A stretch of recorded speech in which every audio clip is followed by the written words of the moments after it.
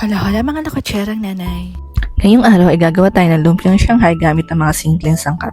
Kakailanganan natin ng kalahating kilo ng giniling na baboy, 2 itlog, isang medium na sibuyas, leeks, asin, paminta, magic sarap, at harina.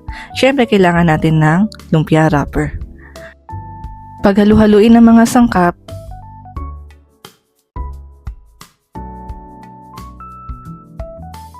pag well mix na ang mga sangkap, doon natin sisimulan ang pagbabalot nito gamit ang lumpia wrapper.